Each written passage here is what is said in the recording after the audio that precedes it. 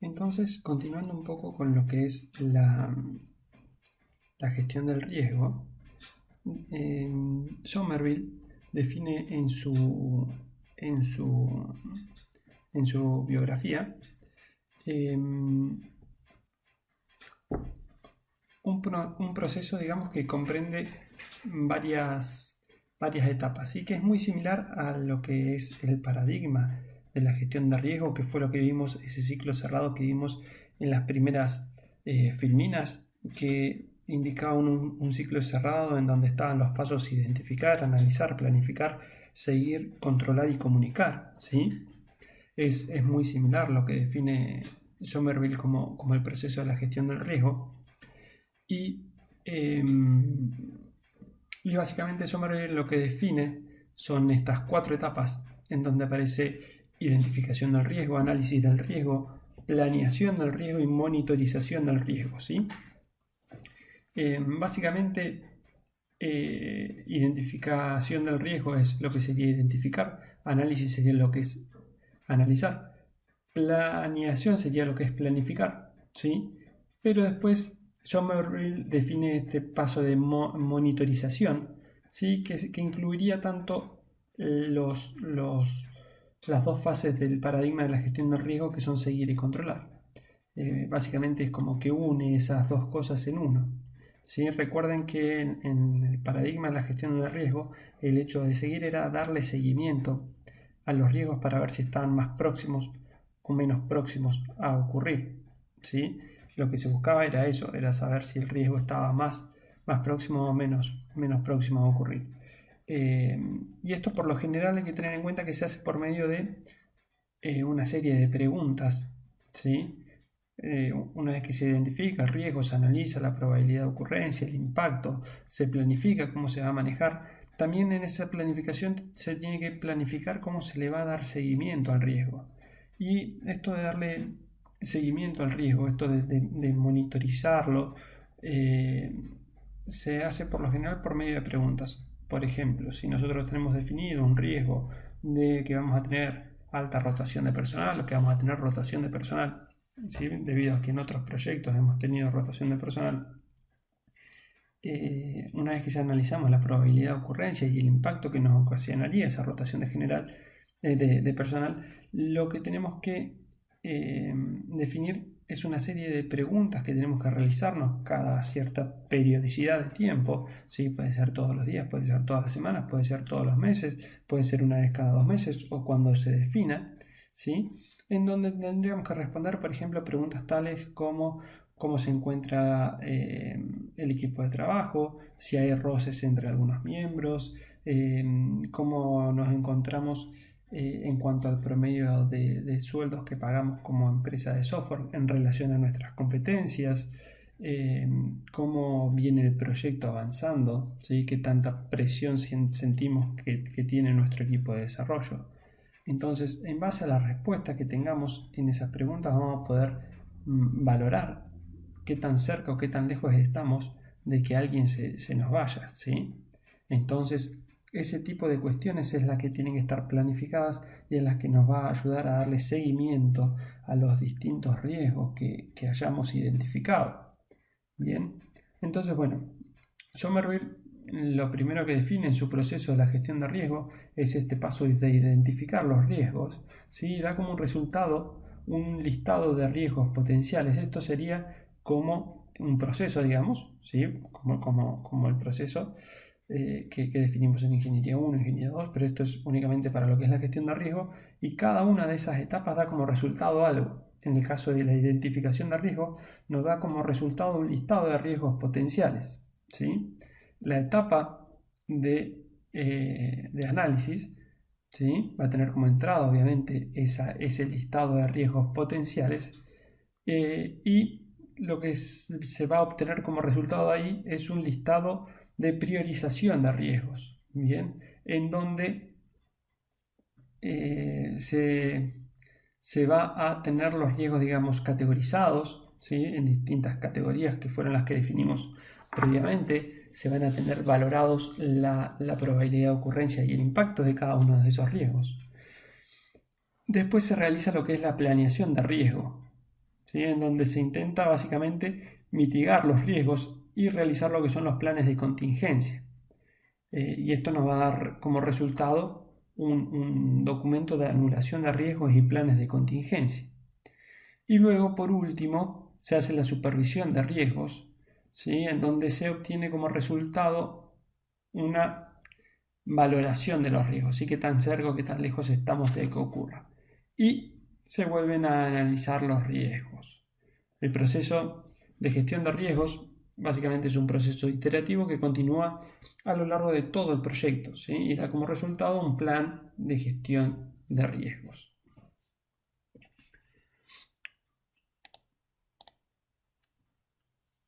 Entonces, en la primera etapa del proceso de gestión de riesgos, ¿sí? Que también era la primera etapa de lo que era el paradigma de la gestión de riesgos, ¿sí? La primera etapa es la de identificar los riesgos. Entonces, lo que hay que hacer ahí es identificar los posibles riesgos para el proyecto, para el producto, para la empresa. La identificación del riesgo puede ser un proceso de equipo en el que el equipo se reúna para pensar cuáles son los posibles riesgos, o bien puede ocurrir también que el administrador, en base a su experiencia, identifique los riesgos más probables o críticos. Sí, acá hay muchas formas de identificar los riesgos. Se puede hacer consultando expertos, analizando proyectos anteriores, se puede hacer que cada uno de los miembros del equipo realice una lista de riesgos potenciales y luego se haga una apuesta en común. Bien, hay muchísimas maneras. Entonces, como punto de partida para lo que es la identificación de riesgos, por lo general se recomienda utilizar una lista de verificación de diferentes tipos de riesgos. ¿Sí? Tenemos los riesgos tecnológicos, los riesgos personales, los riesgos organizacionales, los riesgos de herramientas, los riesgos de requerimientos y los riesgos de estimación. Esto es muy importante porque si yo hoy les preguntara cómo harían para identificar los riesgos de un proyecto de software, ¿sí? Dado, si les planteara un enunciado y les diría identifíquenme los riesgos, probablemente no sabrían por dónde arrancar, pero ya van a ver que después de pensarlo de esta forma van a decir, bien, tengo que hacerme estas preguntas, tratar de responderlas y ahí voy a descubrir si hay algún riesgo potencial en alguno de estas categorías, si hay riesgos tecnológicos, personales, organizacionales, de herramientas, de requerimientos o de estimación. ¿Sí? Básicamente los riesgos tecnológicos se van a derivar de lo que son las tecnologías de software o hardware usadas para desarrollar el sistema. Los riesgos personales van a estar asociados con las personas que estén formando parte de lo que es el equipo de desarrollo. Los riesgos de los requerimientos van a proceder de cambios a los requerimientos del cliente y del proceso de cómo gestionamos esos cambios. ¿Ok? Entonces,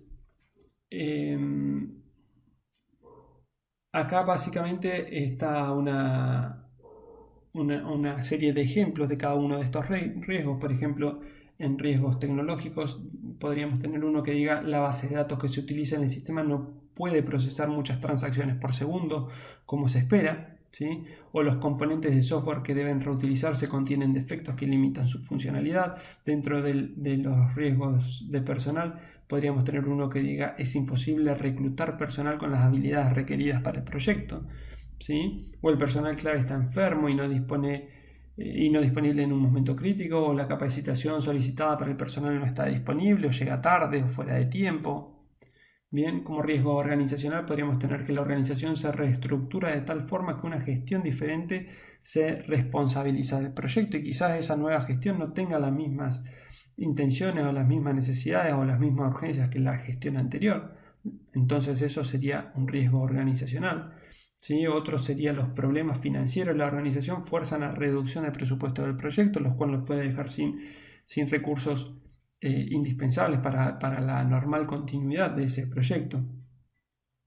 Después, en cuanto a riesgos relacionados con las herramientas, podríamos tener alguno que diga es insuficiente el código generado por la herramienta Case, o las herramientas Case no se pueden integrar con las necesidades que estamos teniendo en ese momento, ¿sí? O la herramienta que estamos utilizando dejó de tener soporte, ¿sí? O el sistema operativo que estábamos necesitando dejó de tener soporte. o nos dimos cuenta que la herramienta que estábamos utilizando no se adapta con efectividad a los requerimientos del sistema, como por ejemplo pasó en el caso de estudio que vimos en la clase anterior, ¿sí? En donde un generador de reportes no le permitía poner los gráficos de un lado o del otro libremente, sino que ya se los seteaba de una forma y no se podían modificar. Bien, como riesgo de requerimiento se podría poner que se proponen cambios en los requerimientos que requieren rehacer el diseño, lo cual sería muy costoso, o que los clientes no comprenden el impacto de los cambios en los requerimientos, piensan que el software es maleable hasta el infinito, entonces proponen cambios permanentes de requerimientos, lo cual nos produce un ciclo de rehacer y rehacer cosas, ¿sí? Lo cual nos retrasa en nuestra calendarización, por ejemplo. Y después podemos tener riesgos vinculados a la estimación, en donde aparezca alguno que dice que el tiempo requerido para desarrollar el software está subestimado, o la tasa de reparación de defectos está subestimada, o el tamaño del software está subestimado, o la complejidad del software está subestimada, ¿sí? Esos son problemas de estimaciones, ¿sí? Entonces todos estos problemas nosotros los podríamos detectar haciéndonos las preguntas adecuadas, que ya lo vamos a ver un poquito más adelante. Después está la etapa del análisis de riesgo, ¿sí? Que acá lo que tenemos que valorar es la probabilidad de ocurrencia y el impacto de esos riesgos. Durante este proceso de análisis de riesgos vamos a considerar cada riesgo identificado y vamos a realizar un juicio acerca de la probabilidad y la gravedad de cada riesgo.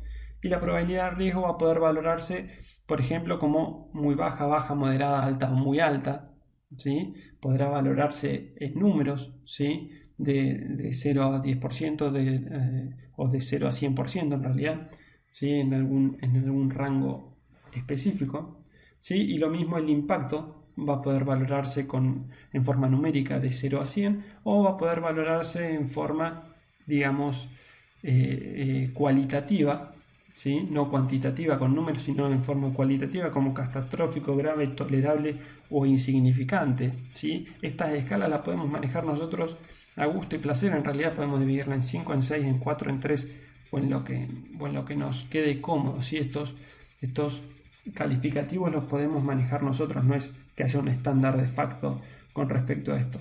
Bien, esta es una forma que la define en la bibliografía, pero que no es ni por asomo obligatoria.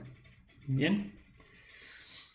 Y básicamente no existe una forma fácil de hacer este análisis de riesgo. Lo que van a tener que hacer acá es apoyarse en las experiencias propias y en las experiencias del equipo de desarrollo y usar mucho lo que es el sentido común. No hay forma, digamos, de realizar valoraciones precisas y numéricas de la probabilidad de gravedad de cada riesgo en un primer proyecto que hagamos, ¿sí?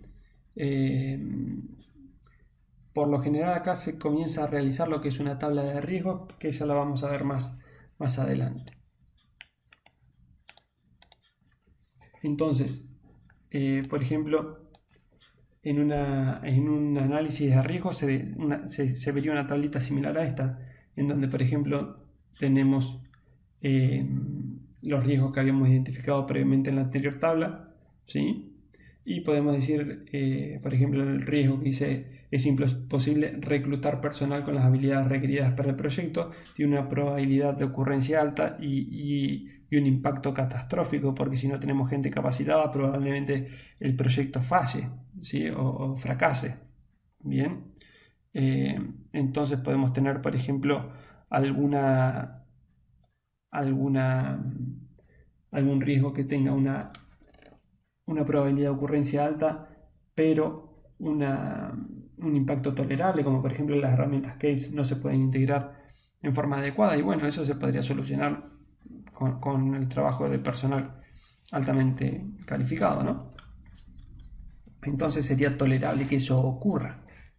Bien, recuerden, hasta acá todavía no definimos cuál es nuestro punto de referencia de cuáles riesgos vamos a manejar y cuáles riesgos no vamos a manejar, ¿sí? O sea, cuáles riesgos vamos a planificar y cuáles riesgos no vamos a planificar. Acá simplemente hasta ahora, simplemente identificamos los riesgos y analizamos probabilidad, ocurrencia e impacto. Nada más, todavía no hicimos lo que es el plan de mitigación o el plan de reducción del riesgo, ni siquiera un plan de contingencia, ni siquiera un plan de seguimiento de ese riesgo. Entonces, en esta etapa de planeación o planificación del riesgo, básicamente lo que se va a terminar haciendo es eso que nombré recién, ¿sí? Acá es indispensable elaborar lo que son los planes para enfrentar el riesgo, para evitarlo, si se puede, o minimizarlo en caso de que no se pueda evitar. El proceso de planeación del riesgo considera cada uno de los riesgos claves identificados y desarrolla estrategias para manejarlo. Fíjense que dice cada uno de los riesgos claves, ¿sí? No es que agarra todos los riesgos que identificamos y generamos un plan del riesgo, ¿sí? Simplemente agarramos lo que son los riesgos claves y ahora vamos a ver cómo definimos cuáles riesgos son claves y cuáles riesgos no son claves, ¿sí? Y esto tiene que ver con lo que nombramos previamente en el caso de estudio, que hablábamos de ese punto de referencia o esa tolerancia al riesgo que podía tener nuestra organización, ¿sí? Nosotros como personas podíamos tener cierta tolerancia al riesgo de decir, bueno, yo tengo la tolerancia al riesgo suficiente como para subirme a un ascensor por más que sea viejo, ¿sí? Porque no le tengo miedo a los ascensores. Otra persona podrá decir, no, yo tuve una mala experiencia de chico en un ascensor, entonces prefiero no subirme y voy por las escaleras.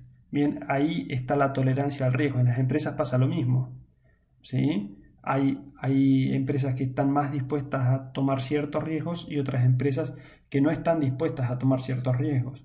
Por ejemplo, la otra vez escuchaba un ejemplo de esto y decía que había una empresa que no estaba dispuesta bajo ningún punto de vista a perder nada vinculado con su reputación, digamos, ¿sí? Su reputación tenía que ser intachable, entonces dedicaba un montón de recursos y tiempo y personas a lo que era los servicios postventa y a la atención de las incidencias que pudieran ocurrir, porque la tolerancia ahí era cero. Cualquier riesgo, por más chiquito que sea, ninguno lo consideraba tolerable y ninguno lo consideraba, digamos, lo suficientemente eh, eh, insignificante como para no tratarlo. Bien, entonces ahí está el punto de referencia que cada organización puede tener el suyo. Entonces, básicamente existen varias estrategias para la gestión del riesgo, ¿sí? Tenemos las estrategias de evitación, que básicamente seguir estas estrategias lo que va a tratar de hacer es que se va a reducir la probabilidad de que ese riesgo aparezca, ¿sí? Lo que tratamos de hacer con estas estrategias de evitación, ¿sí? Va a ser evitar que el riesgo ocurra, ¿sí? Vamos a tener estrategias de minimización que, siguiendo estas estrategias, lo que vamos a tratar de hacer es que si el riesgo ocurre, el efecto, el impacto de ese riesgo se reduzca. Y después vamos a tener los planes de contingencia, que seguir estas estrategias lo que va a hacer es que vamos a estar preparados para lo peor. Y si ocurre lo peor, ¿sí? Se va a tener una estrategia para hacerle frente a eso. Entonces, el resultado, digamos, de esta etapa de planeación del riesgo, planificación del riesgo, va a ser una grilla similar a esta, en donde vamos a tener sobre una columna el riesgo identificado que vamos a tratar. ¿Sí? Fíjense que acá ya no aparecen todos los riesgos, sino que aparece un subconjunto que estamos interesados en manejar. Bien, y en la columna de la derecha va a indicarse qué es lo que se debería hacer. ¿Sí? Por ejemplo, problemas financieros de la organización, dice preparar un documento breve para el gestor principal que muestre que el proyecto hace contribuciones muy importantes a las metas del negocio. Por ejemplo, en el que dice enfermedad de personal, dice reorganizar el equipo de tal forma que haya solapamiento del trabajo y las personas comprendan el de los demás, es decir, que nadie sea indispensable. ¿Sí? Componentes defectuosos, reemplazar los componentes defectuosos con los comprados de fiabilidad conocida.